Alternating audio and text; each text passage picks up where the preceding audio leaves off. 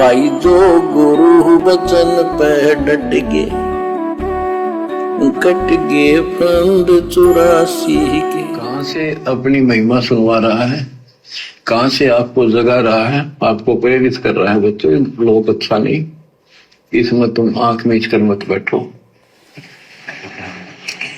इब्राहिम सुल्तान अदम मस्ती में था, बहुत साथ वो बड़े ठाठ बाट थे, धनी राजा था। एक 9 लखा बाग बनवा रखा था, उसमें सोया करता दिन में, कोई दिक्कत नहीं थी उसको, वो सुख मान रहा था। कबीर साहब कहते हैं झूठे सुख को सुख है ये मान रहा मनमोद, ये सकल चबीना काल का, कुछ मुख में कुछ बोध। भाई और बहनों, शिक्षा ही शिक्षा है, शिक्षा ही शिक्षा। बहुत सारे भगत भाई बहन जिनके पास में 2 पैसे हैं, अच्छी नौकरी है, बढ़िया काम धंधा है, शानदार मकान बना लेंगे, टाइल मार्बल चिप्स लगा लेंगे। क्या टाइल मार्बल चिप्स के अलावा भगत रह नहीं सकता मकान में? वो तो एक डेकोरेशन हो गया, दिखावा हो गया, वो तो एक मान बढ़ाई हो गई। फिर उस मकान की दीवार पर कोई 20 प्रकार के गमले रखेंगे, किसी में तुलसी, किसी में कोई फूल वाला, किसी में कोई फूल, किसी में कोई पेड़, कोई पौधा। अरे क्या कह रहे हैं परमात्मा? 9 लखा बाग था, 9 लखा, जिसमें इब्राहिम सुल्तान दिन में सोया करता था। 9 लखा बाग जिसकी लंबाई चौड़ाई 5-10 किलोमीटर में होती थी, और जिसमें 9 लाख प्रकार के पेड़ होते थे, अलग अलग पेड़ पौधे 9 लाख प्रकार के। उस इब्राहिम सुल्तान को 9 लखा बाग भी अच्छा नहीं लगा, उसको भी ठोकर मार दी, उसमें भी उसको आनंद नहीं आया। और हम अपने घर की दीवार पर 20 गमले रख के 4-5 प्रकार के फूलों के पौधे लगा के क्या आनंद ले लेंगे? क्यों लगा रहे हैं फालतू में? क्या उनके आम लगेंगे? क्या उनके सब्जियां लगेंगी? केवल एक दिखावा, तुम्हारा समय बर्बाद। वो स्वतंत्र कर्म है। और कभी कोई गमला किसी बच्चे के ऊपर हवा से गिर गया तो फिर किसको दोष दोगे? स्वतंत्र कर्म था, खुद भोगो। क्यों अपना समय बर्बाद करें उनके अंदर वो डाल डाल के पानी रोजाना, कभी खाद, कभी उसमें कीड़ा लग गया, फिर हमारे को मानसिक टेंशन। तो ये भक्ति मार्ग में बकवादे हैं। शिक्षा लो, सत्संग शिक्षा के लिए दिए जाते हैं। इब्राहिम सुल्तान को तो 9 लखे बाग में भी आनंद नहीं आया, और तुम 20 प्रकार के गमले लगा के आनंद ले लोगे। आनंद लो भक्ति का। तो उस नरक से निकालना चाहा परमात्मा ने उसको, उनको पता था ये प्यारी आत्मा ये 4 दिन का की बकवाद है, 10 दिन की, 5, 10, 20 साल की, उसके बाद असंग जन्म कष्ट पाओगी। इसलिए उसको उस नरक से निकालना चाहे। और हम धन्य मांगे भगवान ते, तुम इतना मांगे को साईं इतना दीजिए जा मैं कुटुंब समावे, हम भी भूखे ना रहे, अतिथि ना भूखा जावे। गलती मत कर देना भाई और बहनों, हमने इतना भी नहीं मांगना है। ये तो परमात्मा हमें समझा रहे हैं भक्ति मार्ग पर आपने किस प्रकार से रहना है। अगर आपने कभी कभार इतना भी मांग लिया ना अपने गुरुजी से, तो भी हम फैल माने जाएंगे। अंतर्यामी है, आवश्यकता से पहले लाके रख देगा घर में, कारण चाहे कुछ भी बने, अगर भक्ति सही कर रहे हैं तो। रोजाना नित्य नियम में परमात्मा से मांगते ही तो हैं। अतसर्व लक्षणा ग्रंथ नित्य नियम में गरीब उत्तम कुल करदार दो, 12 भूषण संग, रूप दरवे दो दया करो, ज्ञान भजन सत्संग, शील संतोष विवेक दो, दया अक्षमा इकतार, भाव भक्ति वैराग्य दो, नाम निरालम सार, योग युक्ति स्वास्थ्य जगदीश दो, सूक्ष्म ध्यान दयाल, अकल अकीन। ये मांगते तो हम गुरुदेव से रोजाना। अगर ढंग से भक्ति करेंगे, नित्य नियम करेंगे, तो परमात्मा हमें किस चीज के भरोसे रहने देगा? और मांग कर तुम और परमात्मा से मांग कर तुम क्या मांग लोगे? क्या मांग सकते हो?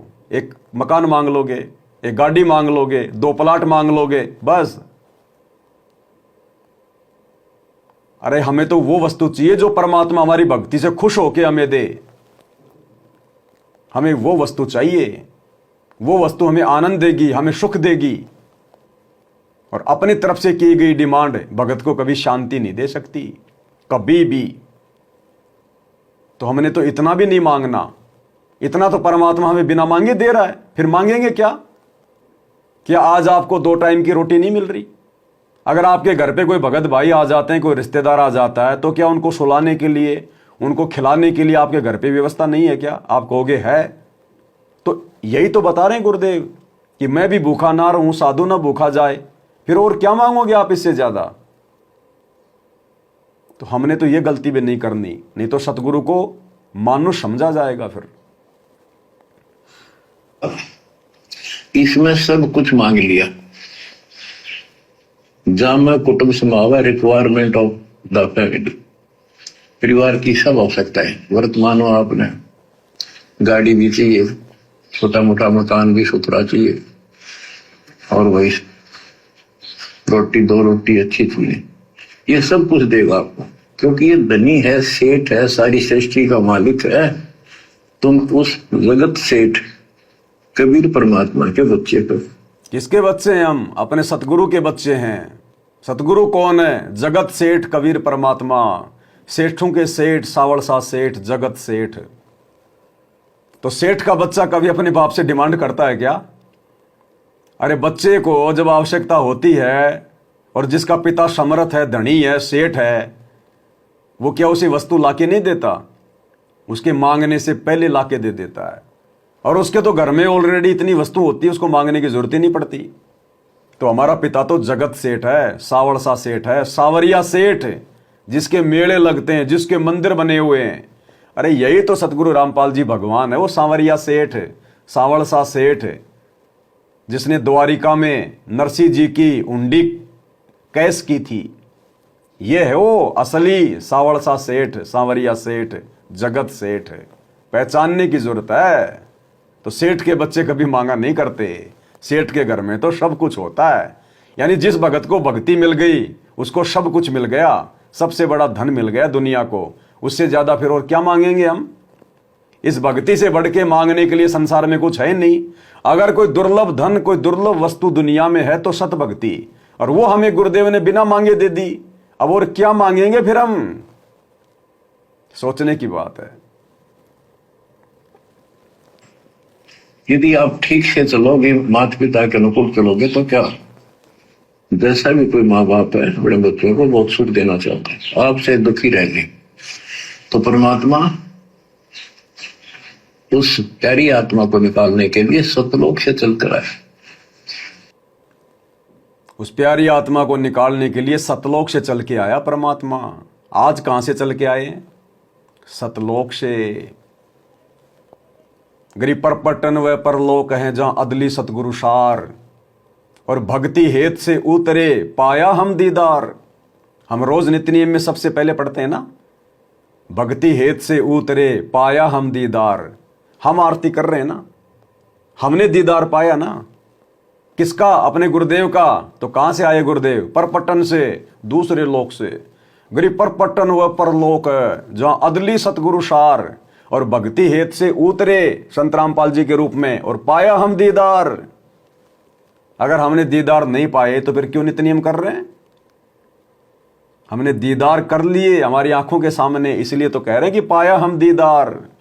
तो गुरुदेव कहां से चल के आए? सतलोक से। सतलोक से कौन आता है? कबीर भाई जो गुरु बचन पे डट गे, कट गे फंद 84 के, कट गे फंद 84 के, कट गे फंद 84 के।